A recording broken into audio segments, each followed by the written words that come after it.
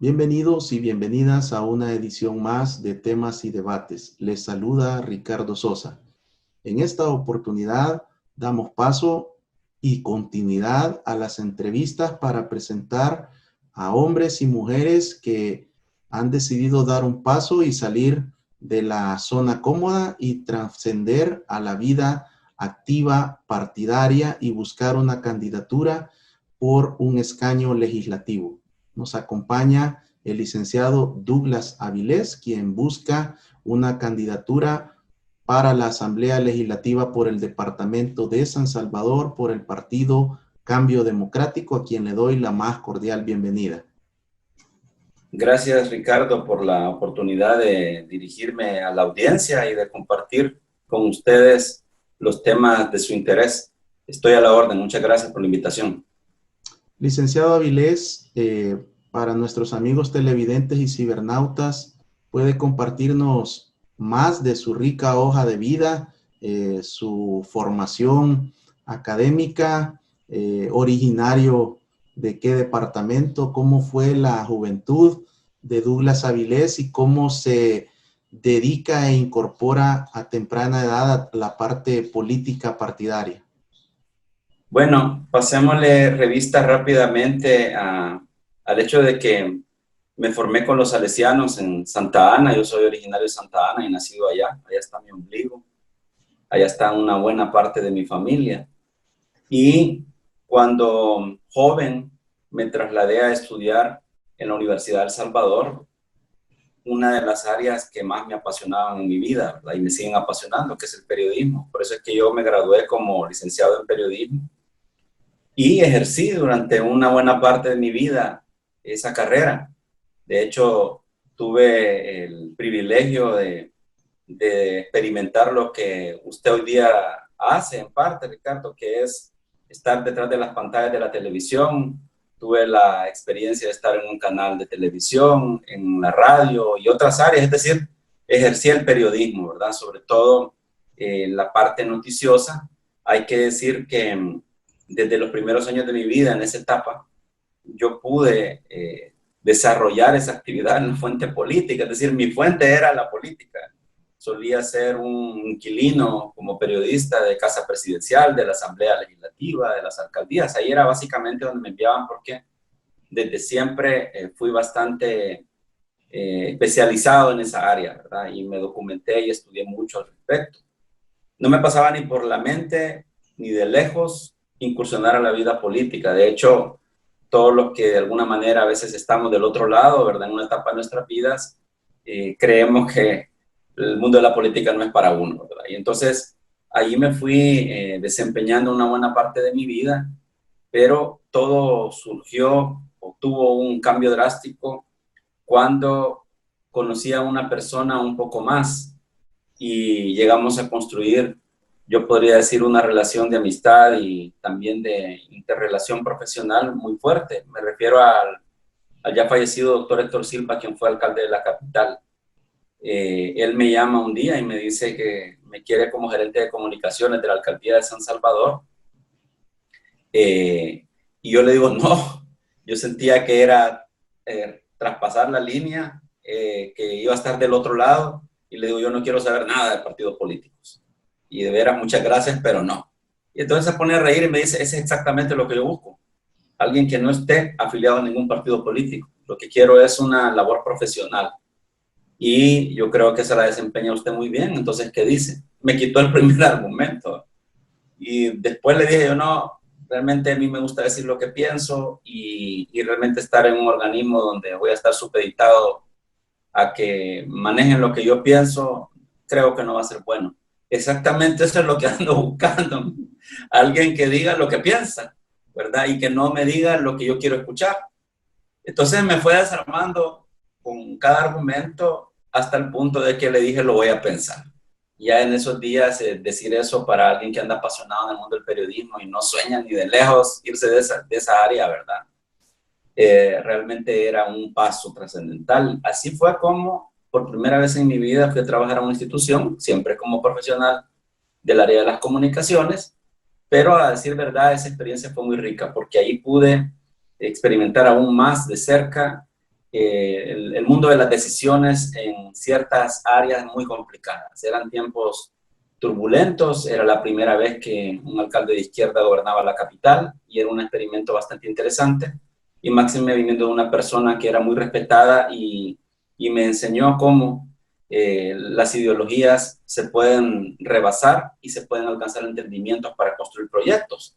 Héctor Silva era un hombre muy práctico, era una persona que definía muy claramente sus metas y se rodeaba de gente capaz, tenía esa habilidad de delegar.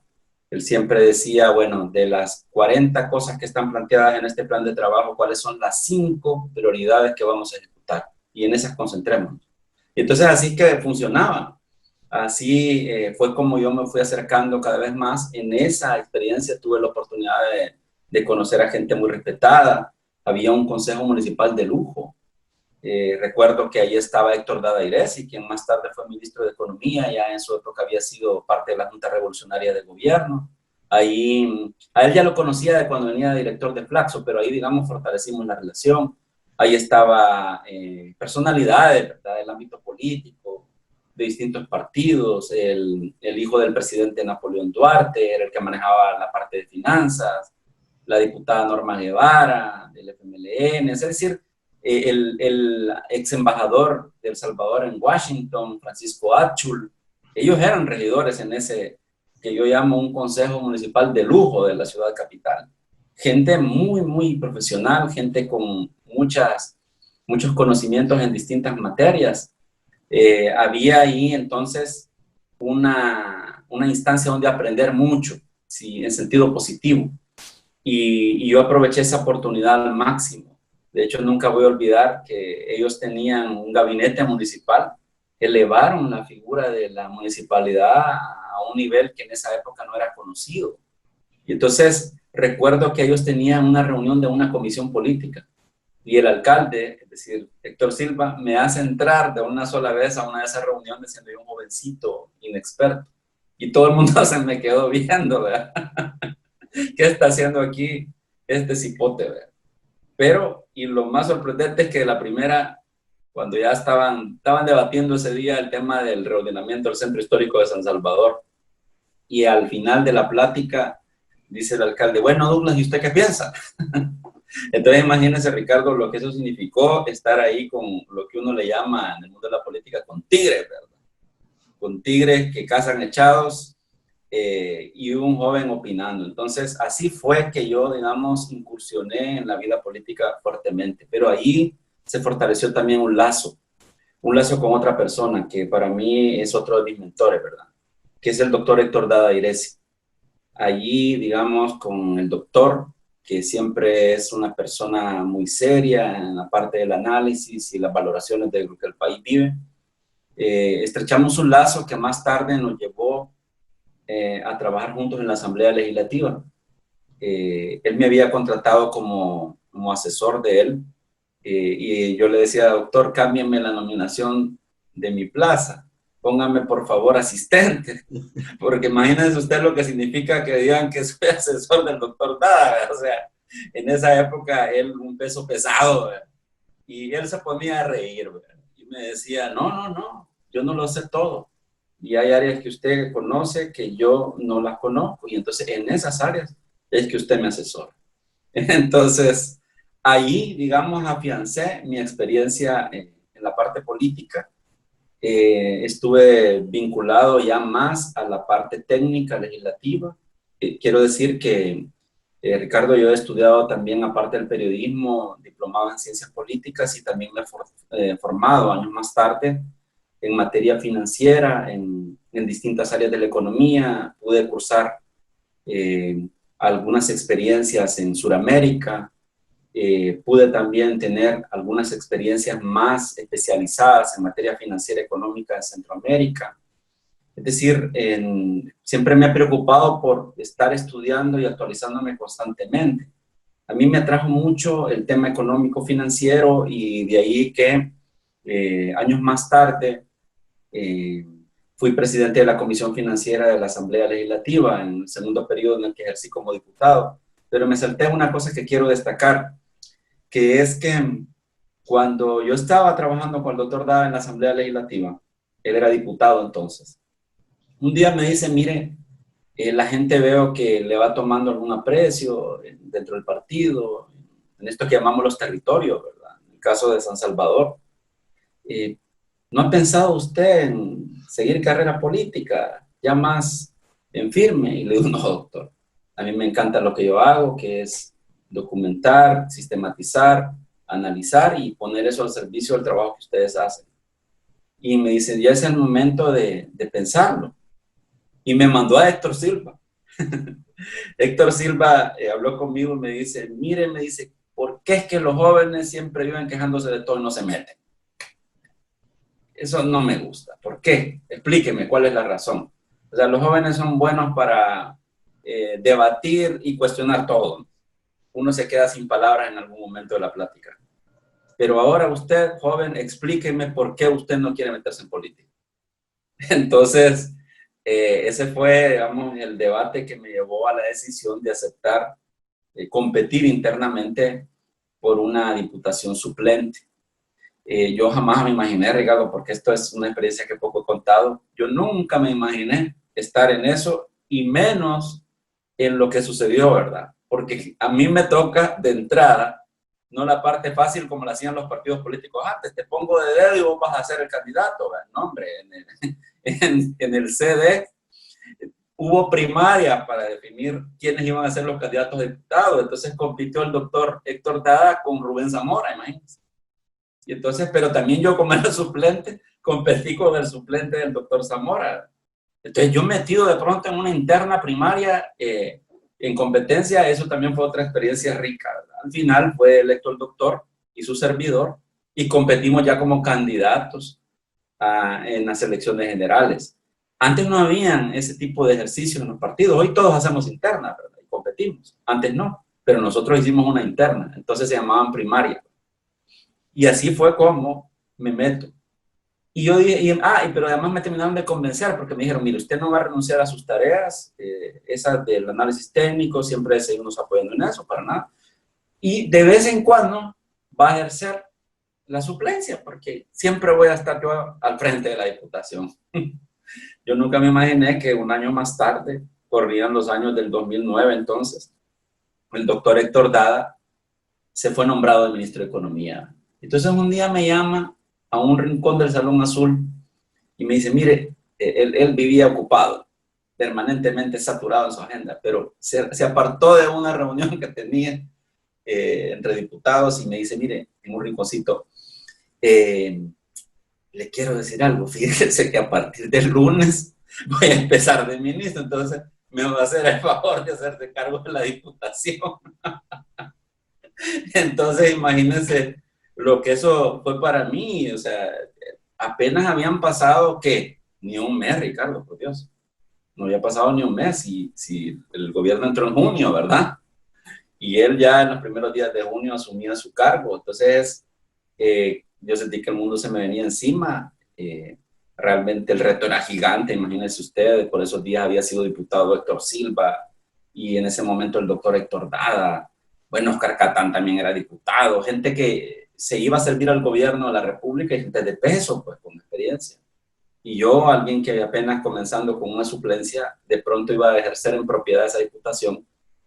A fuerza de ser sincero, lo que había era mucha preocupación. Y dentro del partido también, porque dijeron las principales figuras se van al gobierno, el doctor Silva fue al FIDL, el doctor Dada el ministro de Economía, Oscar Catán a la dirección del Seguro Social, y así varios, ¿verdad? Entonces, todo el mundo daba que no iba a sobrevivir de ese mundo, ¿verdad? Y ahí es donde yo siempre digo, la dedicación tiene un premio, el esfuerzo y el sacrificio tienen recompensa, y también haberse relacionado uno respetuosamente y de forma abierta con la gente. Esa parte nunca hay que olvidarla. No lo digo discursivamente, hasta el día de hoy, muchos ex colegas periodistas me dicen, Douglas, mira tal cosa, Douglas, mira lo otro. Y cuando estuve en la asamblea, Douglas, mira tal cosa, Douglas, mira la otra. Douglas, mira, ¿y cómo es esto? Douglas, mira, ¿y cómo es aquello? Explícame esto, explícame lo otro. ¿Tienes información de esto? ¿Tienes información de aquello? O sea, una camaradería y una amistad, pues, o sea, no me veían como esa figura cuadrada, anquilosada y de talante superior con la que pueden ver o les gusta que les vean a ciertas personalidades que ejercen cargos públicos. Entonces, aquellas amistades, aquella apertura también me ayudó mucho cuando yo asumí el reto solo. Y siempre me abrieron las puertas, quiero decirlo, que hasta el día de hoy vivo infinitamente agradecido, porque sin esa ventana de oportunidad, este servidor no hubiese existido. Y entonces el resto fue por cuenta propia. Me tuve que poner en función de fortalecerme más en muchas áreas y lo otro, ¿verdad? Aprendí la lección que me enseñó Héctor Silva una época. Si uno se rodea de gente capaz y de un equipo que le pone amor a lo que hace y le delegas y le das la confianza, el trabajo puede lucirse más y los objetivos se pueden alcanzar mejor. Y yo eso hice, fíjese que yo me rodeé de un pequeño equipo que me siento orgulloso hasta el día de hoy porque llegaron lejos. Uno de los que trabajó conmigo llegó a ser la pieza clave de una agencia alemana especializada en el análisis y sistematización de distintas áreas del ámbito público. Otra de las personas que trabajó conmigo después que se fue conmigo, hoy día ya no vive en el país, vive en México, es una doctora, ¿verdad? Logró el doctorado y ya se ejerce en su área, está a punto de entrar a un círculo privilegiado del Colegio de Economistas en México.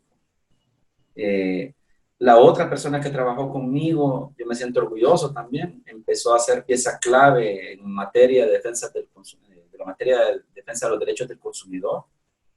Y así le puedo mencionar la que me manejó las comunicaciones, que digamos era mi encargada de prensa.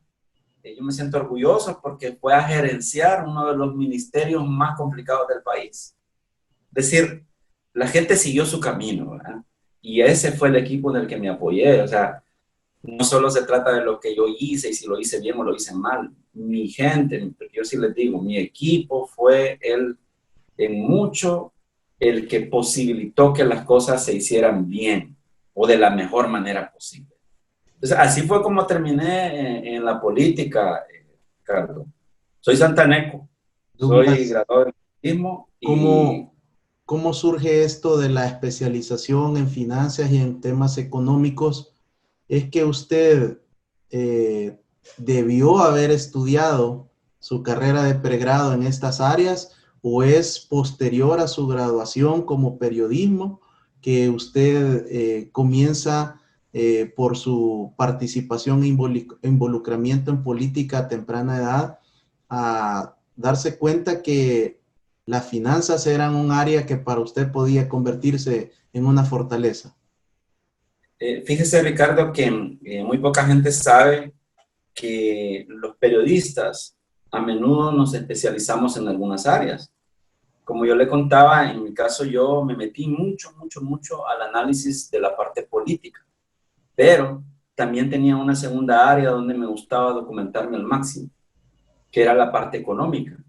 Yo recuerdo que desde esa época del ejercicio del periodismo, yo no escatimaba ningún tiempo para dedicarle a foros de formación en materia económica. Recuerdo que en esa época, entre otras, algunas instituciones que ya las impartían era el Banco Central de Reserva. Yo iba en esos años a todos los foros donde ellos formaban. Había que dedicarle sábados, había que dedicarle a veces después de la hora del trabajo, cuando quedaba chance. Y yo me metía mucho en eso, pero no solo eso. En esa época nosotros teníamos acceso a las agencias internacionales de noticias que suelen tener especialistas en áreas. Fíjense que hoy día todo es por internet, ¿verdad? Todo es en las tablets, todo es en el smartphone. Pero en aquellos años los periodistas, ¿cómo recogíamos las noticias internacionales? De un aparatito lleno de papel, un aparatito redondo que se llamaba teletipo. El teletipo era una maquinita que las 24 horas del día estaba imprimiendo noticias. Y estaba el rollo de papel girando. Y lo dejábamos lleno, mejor dicho, lo dejábamos entero en la noche y en la mañana que llegábamos ya estaba casi menos de la mitad de todo lo que estaba imprimiendo. Entonces yo recuerdo que clasificaba las noticias y las que más amor le ponía eran las de materia económica. Análisis de especialistas económicos. Nosotros teníamos el teletipo de la Agencia Francesa de Prensa. Entonces yo separaba la información de la Agencia Francesa de Prensa, los estudios económicos, las noticias económicas, y las estudiaba mucho, mucho. Entonces desde ahí empezó mi inclinación también en esa área. Lo que pasa que a la hora de desarrollar mi trabajo, mis jefes se inclinaron más por mandarme a la parte política, pero yo seguía estudiando esa materia y me seguí incluyendo en cursos de formación, etcétera. Como decía hace un rato, bueno, pero perdón, lo que quería señalar es que, por tanto, muchos periodistas que ustedes leen, por ejemplo, en periódicos o en revistas especializadas, se fijan que a veces, sin menospreciar, por supuesto, el conocimiento de otros profesionales, pero a veces se nota que saben más que inclusive quien pudo haber estado en la universidad, por una razón, porque ellos también tienen acceso a cierta clase de información privilegiada que no todo el mundo tiene acceso. En la medida que son periodistas, les llega información clasificada de materia económica, información muy especializada de ese tipo, ¿verdad? Y se nutre el conocimiento. Y también usted sabe que la parte empírica es fundamental.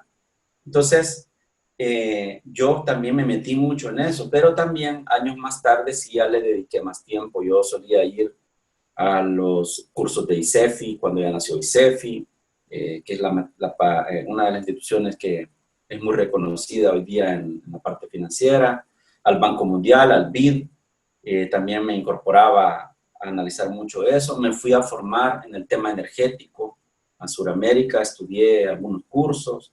El tema de pensiones fue una de mis pasiones dentro del área financiera.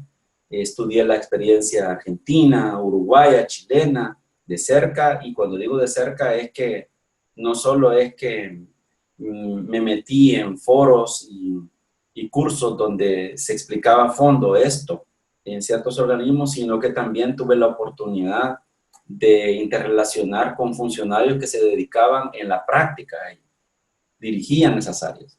Entonces le estudié, pero no solo la gente que me está viendo a esta hora, sepan que no solo fue eso tampoco, sino que agarraba los apuntes, agarraba los libros y estudiarlos. Entonces, hay un área que es bien complicada, pero que a mí me gusta mucho también, es el mercado de valores. Estudié también esa área hasta donde me lo permití. Muchos me pidieron que estudiara la carrera de finanzas en la universidad o alguna maestría.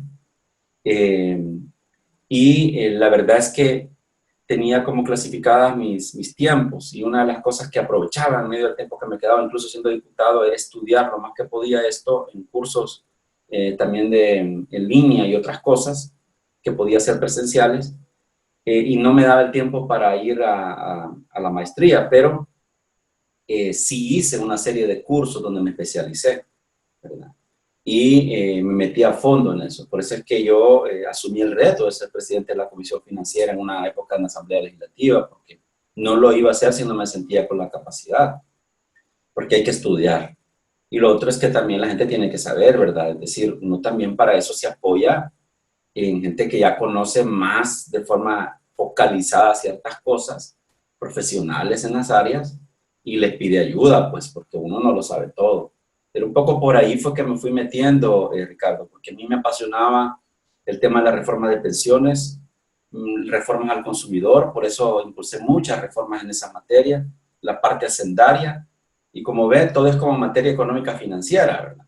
Entonces son procesos, pero que me llevaban a estudiar más, me llevaba a expedientes, copias de expedientes, mejor dicho, anexos de expedientes de años atrás, me llevaba a estudiarlos a mi casa. Los tenía que estudiar para entender ciertas cosas de la discusión actual, ¿verdad? Entonces, claro, me llevaba información que podía ser pública, no información confidencial de la Asamblea. Y esa la analizaba a fondo, ¿verdad? Y ahí me terminaba de forjar con claridad en la materia. Así es que me fui metiendo, Ricardo.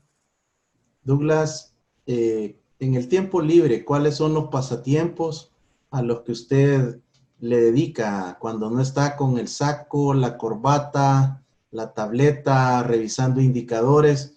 ¿A qué le dedica tiempo Douglas Avilés para que nuestros amigos televidentes y cibernautas tengan también esa otra cara de la persona, del político? Porque hay muchas personas que consideran que el político solo vive en entrevistas, solo vive en programas, solo vive en reuniones y que se le dedica muy poco tiempo a la familia. Sí, yo eso sí, digamos, es una de las cosas que resiento de mi vida en la política, que estos años que he estado más afuera de esa actividad, digamos, he aprovechado mejor el espacio del tiempo, le he dedicado más tiempo a mi familia. Para mí, mi familia siempre ha tenido un espacio importante, ¿verdad? Y aún ejerciendo el cargo, o aún años atrás en las actividades del periodismo, trataba de dar tiempos de calidad. Yo puedo decir con orgullo, por ejemplo, que a pesar de que desarrollaba actividades que son muy absorbentes y pareciera que no nos dan, pero ni un chance, jamás falté a las reuniones de padres de familia de mis hijos. Entonces, recuerdo que mi hija mayor cada año celebraba un día de la familia y ella registra que nunca falté a un día de la familia. ¿Cómo hice para estar? Solo Dios sabe, pero para mí era algo muy importante, ¿verdad? Porque eso es vital. Sin embargo, no le dediqué todo el tiempo que hubiese querido, Ricardo, porque Dios me dio también el privilegio de estar cerca de no menos de 6 campañas políticas, jugando un papel y en una de ellas incluso fue presidencial, ¿verdad? Entonces, imagínense lo que es eso en época de campaña, es una locura, ¿verdad? Y en el tiempo más. Entonces, ahora que me salí más de la política, digamos, activa en la asamblea, pude dedicarle aún más tiempo a mi familia del que antes le dedicaba. Entonces, eso, digamos, para mí no tiene precio. ¿Qué hago yo? Miren, sobre todo compartir en familia, ¿verdad? Pero también aquí decimos que aquí no importa el cargo, aquí no importa la profesión, pero todos tenemos tareas en casa. Yo no me las quito, ¿verdad? Mire, yo le mentiría si no le digo de que una buena parte de mi tiempo yo sí la utilizo siempre estudiando, aun cuando no estoy trabajando, ¿verdad? Y me gusta mucho leer. eh, para variar, me gusta mucho leer ciencia política, pero también me gusta mucho la novela, ¿verdad? Es decir, yo leo mucho a Isabel Allende, yo leo mucho a García Márquez, pero también leo a Barack Obama, a Hillary Clinton, e inclusive los polos opuestos, ¿verdad? Hoy día estoy leyendo un libro que habla de los inicios de la vida política del presidente Donald Trump, ¿verdad? Pero, aparte de todo eso, también Furia y Fuego se llama el libro. Aparte de eso, también me gusta una actividad que le parecerá extraño a la gente. Como dije, aquí todos tenemos actividades. Aquí se contrata a veces temporalmente una empleada, pero nos tomamos como familia responsabilidades. Aquí nos turnamos para lavar los platos. Aquí nos turnamos para limpiar la casa. Siempre tenemos un día en que lo hacemos, ¿verdad? Y es algo que yo disfruto. Mis hijas se ríen y me molestan porque yo les digo, yo disfruto lavar los platos, pues entonces agarra mi día, papá. Entonces, me relaja, fíjense. A mí me relaja eso, parece increíble. Jardinería o otros aspectos así de que lo concentren en otra actividad. Sí, fíjese que aquí la dueña de la parte del jardín es mi esposa, ¿verdad? Ella ama las plantas y ese puesto nadie se lo va a quitar nunca, ¿verdad? Pero yo sí, digamos, tareas, usted sabe, Ricardo, siempre hay cosas que hacer en la casa. Siempre hay un clavo que clavar, siempre hay un cuadro que quitar y poner. También ayudo cuanto puedo en eso. Y lo disfruto, pues, porque también son cosas bonitas, ¿verdad?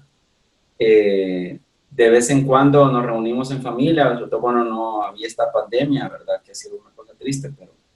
Y nos juntamos y aquí hacemos también eh, gala de otras habilidades que tienen que ver con el mundo de la música. Y mi hija mayor tocaba violín, ¿verdad? a ella le encanta eso, algunos la acompañamos con la voz. Entonces también hacemos esas cosas, ¿verdad? Normales de todos los seres humanos cuando no estamos imbuidos en la actividad profesional. Gracias, Douglas, por compartir estas porciones de su vida familiar, de su vida profesional, cómo ha tenido la bendición de tener políticos de mucho reconocimiento y trayectoria a nivel nacional e internacional, que han sido esos íconos a seguir dentro de la política, y pues uno nota en su hablar, en sus expresiones, en su modo de participación de su vida política en los medios de comunicación desde hace muchos años, la huella de estos grandes personajes, que algunos ya partieron y otros se encuentran todavía activos en la vida política. Al regresar, conoceremos parte de la idea del planteamiento estratégico del licenciado Douglas Avilés en su búsqueda por una curul en la Asamblea Legislativa por el Departamento de San Salvador. Regresamos.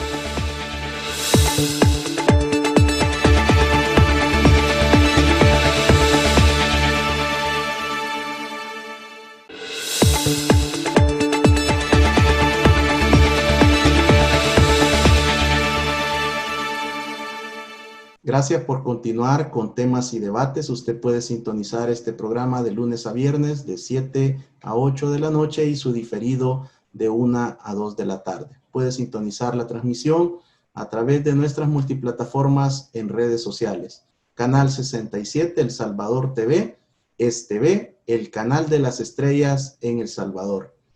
Douglas, algunas personas consideran que no todas las segundas historias o segundas partes son mejores que la primera, pero otros opinan lo contrario.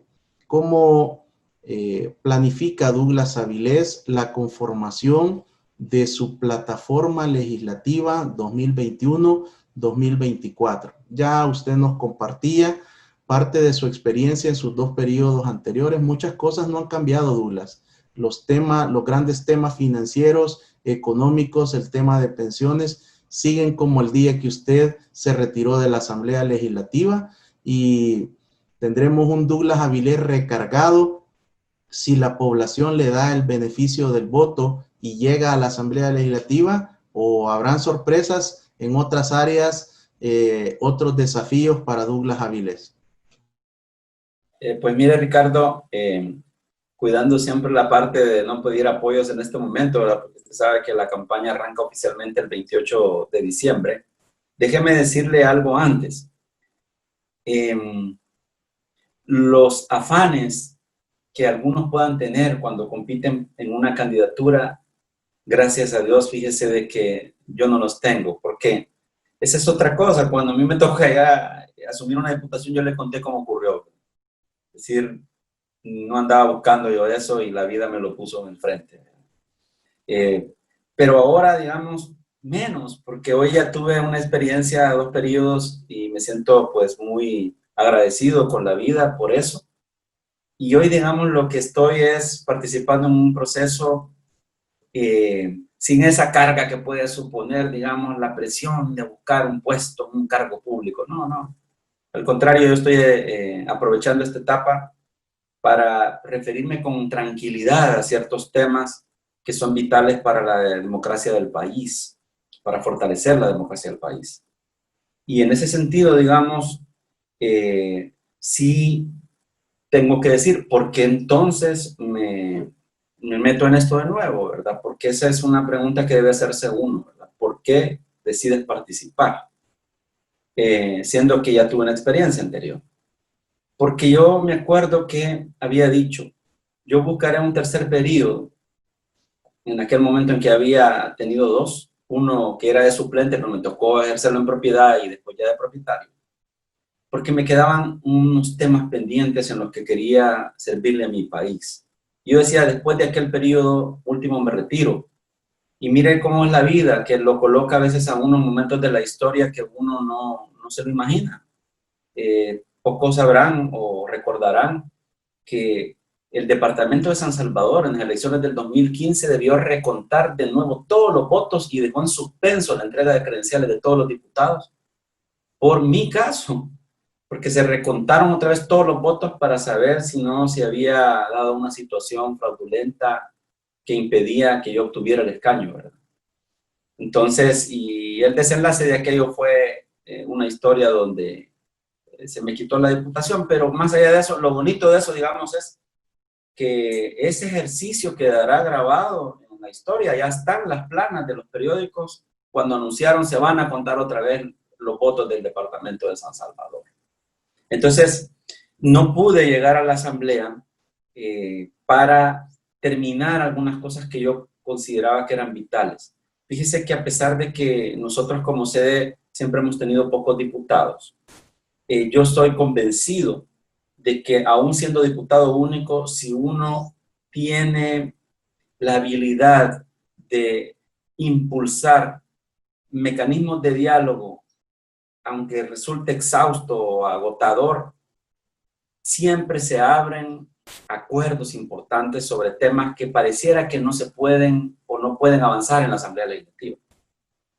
Había veces que habían votaciones cuando yo ejercí, donde había votaciones unánimes de los presentes. Y a veces algunos colegas se me iban a acercar y me decían, yo no entiendo cómo vos solo siendo uno, vea, terminamos votando todos. No, lo que pasa es que lo que había antes de eso no lo conocían. O sea, yo me había reunido cualquier cantidad de horas con todos los partidos para a veces hasta explicarles o compartirles información sobre ciertos temas y convencerlos de que era importante aprobarlo para el país, ¿verdad? Pero hubo algunos temas que quedaron ahí pendientes. La reforma de pensiones es un tema pendiente, es un tema bien delicado y hoy con la situación de la pandemia lo es más. Ahora en la pandemia, el impacto económico y todo lo que se ha generado a partir de una situación de carácter excepcional que la humanidad entera está viviendo, genera condiciones mucho más complicadas para avanzar en ciertas áreas. El tema de pensiones, wow, es delicado ahorita. Las noticias últimas sugerían que el número de cotizantes ha sufrido una caída, pero terrible, ¿verdad? Por la falta de empleo, por el desempleo. Y eso por mencionar un hecho. Pero ¿cómo se van a honrar el pago de las pensiones a partir de estas realidades? Es otra pregunta, pero importante, ¿verdad? Porque aunque las administradoras de fondos de pensiones tienen las reservas que les obliga la ley de las cotizaciones que hacen las personas que estamos o tenemos algún empleo y cotizamos a las pensiones, pues también es bien cierto que un aporte lo da el Estado y ese aporte hoy día tiene amplias dificultades de darlo por el impacto económico que produjo la pandemia. Pensiones, por ejemplo, era uno de esos temas que a mí me apasionan, estudié a fondo y quería darle continuidad y sigue vigente. Solo un pequeño paréntesis. Pude ver la experiencia uruguaya y para que ustedes tengan una idea, en Uruguay, en los organismos que deciden sobre estas cosas, hay representación de las personas de la tercera edad. Y casi que los eligen como que fueran elecciones populares de alcaldes o diputados. Así de importante es la representación de estas personas en esos organismos. Entonces, ese es un tema. Pero hay otros que para mí son pero fundamentales. Ahora va a tomar relevancia también porque es inevitable aportar en el abordaje de legislación relacionada a la pandemia. Ahora el tema es ineludible, o sea, no podés dejar de discutirlo. Y yo siempre me he planteado en los últimos meses, ¿por qué la Asamblea se enfrasca en confrontar o los órganos del Estado se enfrascan en confrontar o en demostrar quién tiene la razón, siendo que en el caso del legislador, la Constitución señala claramente cuáles son sus facultades y su facultad central es legislar. Pero de pronto yo puedo entender que como esto era nuevo, se legisló lo que se pudo como se pudo, ¿verdad? Porque nadie tenía expertise, conocimiento de una cosa como esta. Pero ya ahora, pasado un tiempo, yo creo que sí hay algunas lecciones aprendidas y alguna materia que puede servir para producir otra clase de legislación especializada que ayude a abordar con mayor efectividad el impacto que produce la pandemia. Algunas de estas cosas tienen que ver con facultades del órgano ejecutivo, pero otras tienen que ver con facultades del órgano legislativo. Entonces, esta área es otra, por eso mi suplente es una doctora en medicina, es una persona con varios años de experiencia, María de los Ángeles Bermúdez, se llama ella, y no es casual que va conmigo en la dupla. O sea, yo le dije, esta es una etapa donde el que llegue a la asamblea y obtenga un escaño tiene que aportar algo en esta materia y no puede ir lego, ¿verdad? No nos podemos dar el lujo de ir legos y de inventar. Usted tiene experiencia, usted conoce, ella trabaja en la administración pública del área de salud desde años, ha conocido la parte de la primera línea y otras líneas de la salud y está ahí apoyándome porque ese tema va a ser clave en esta etapa que viene. Es inevitable abordarlo, ¿verdad? La pandemia sigue siendo una realidad entre nosotros y por más que vengan vacunas y Dios quiera se detenga esto, va a seguir estando ahí el daño que produjo esto y vamos a tener que seguir con medidas que ayuden a paliar esta situación. Y ahí va a ser clave eso. Pero hay un tercer tema que usted mejor que nadie lo conoce y que está allí. Está allí. Yo sé que es su pasión, ¿verdad? El tema de seguridad. Usted sabe que mientras estamos resintiendo el fallecimiento de personas por causa de la pandemia, también siguen habiendo estragos por parte de las estructuras delincuenciales y otras ramas vinculadas a la seguridad pública que de alguna manera, aunque se han abordado, usted mejor que nadie lo sabe, bajo otra óptica y estrategia en este mandato y ha tenido buenos resultados, pero sigue siendo realidad, ¿verdad? Nunca va a ser totalmente erradicado, eso es así en cualquier país del mundo, ¿verdad? Entonces ese tema también no lo podemos descuidar, hay que darle continuidad a una serie de disposiciones que ya están presentadas. De hecho, el diputado Martel en la Asamblea Legislativa presentó una propuesta para el tema de personas desaparecidas, por ejemplo, ¿verdad? Pero hay otros instrumentos, la Fiscalía presentó los propios, entonces ese tema no lo podemos dejar pasar de largo. Y fíjese que hay uno que ahora parecerá menos importante, ¿verdad? Porque estamos concentrados en lo prioritario, que es la pandemia. Pero yo tengo en mente algo, que es, debemos de ir a, siempre con el cuidado que tengo de explicar esto sobre la lógica de una visión, ¿verdad? No estoy hablando de propuestas concretas que ya llegará el momento de desarrollarlas cuando estemos en campaña. En la visión yo digo que deberíamos de incorporar algo que había ganado mucho terreno antes de la pandemia, que es legislación que contribuya a estimular el concepto verde, es decir, que abone a la protección del ya bastante deteriorado medio ambiente. Yo creo que también este es un tema. Antes de la pandemia había avanzado mucho, por ejemplo, el uso del plástico o no uso del plástico y materiales alternativos. Ya con la pandemia, pues esto ya pasó a un segundo plano, pero íbamos avanzando bastante ya como país en eso. Creo que los legisladores también tendrán una responsabilidad sustancial. Pero el eje transversal, Ricardo, quizás esto sí me permite, que va a cruzar toda la línea de estas propuestas, es el esfuerzo que debemos de hacer porque se entiendan los órganos del Estado. La Constitución lo señala.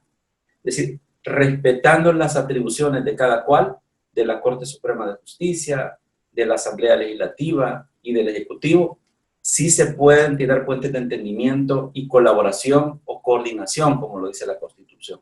Se puede. Y creo que estamos obligados a hacerlo. Yo he escuchado muchas expresiones que dicen, los puentes del entendimiento fueron dinamitados, dicen, o están dinamitados. Hay otros que dicen que se quemaron las naves de la posibilidad de entendernos. Sí, ocupan figuras, ¿verdad? O dicen, las puertas para entendernos se cerraron. Bueno, los puentes, ocupando esa analogía, muchos de ellos que fueron dinamitados en otras épocas, se reconstruyeron. ¿verdad? Muchos de ellos se reconstruyeron, otros tal vez no, pero una buena parte se reconstruyó. Las puertas que se cerraron, ¿verdad? Ni cuando se cierran, ¿cuántas veces no nos han dicho? Cuando se nos cierran en la cara 100 puertas, se abren 1000 en otro lado. Vaya, y no lo veamos tan optimista. Se abre una, y una que se abra es una ventana de oportunidad para tratar de alcanzar acuerdos. Las naves se quemaron. Bueno, se construyen más naves. Es decir, uno no puede renunciar a la búsqueda de entendimientos. Y yo creo que este es un papel vital que deberá desarrollar cualquier legislador que aspira a tener un escaño en el próximo Congreso. Yo les he dicho a mis compañeros de lista, si es usted, ayer teníamos una reunión, por cierto, si ustedes obtienen un escaño, algunos de ustedes, no se olviden de esto, porque nosotros estamos trabajando como equipo. Aquí el éxito de algunos es el éxito de nosotros. Entonces, y en esa visión tenemos que funcionar, porque eventualmente, tal vez no sea yo, sea uno de ellos quien llegue y obtenga un escaño. Pero la parte que más me preocupa es que si quienes obtienen ese escaño son de otras instituciones políticas, tienen esta visión, ¿verdad? Porque sí es importante que la tengan y no se decanten o sucumban a la tentación de un enfoque electorero de las cosas y que no contribuya para que el país avance, porque eso sería desastroso. Sobre todo las fuerzas políticas que obtengan más escaños son las más llamadas a contribuir a esto que estoy diciendo. Entonces ese es el rol que pretendemos jugar. Douglas, ¿cuál es su visión sobre la fórmula en la diputación suplente? ¿Usted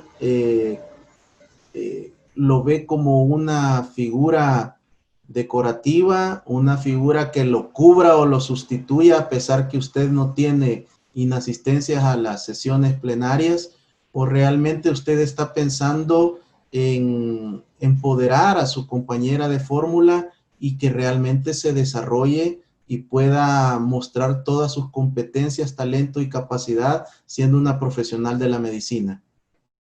Fíjese que eso lo he hablado con María de los Ángeles Bermúdez, que es la doctora, que es mi compañera de fórmula, porque hemos intercambiado sobre esta visión, el rol.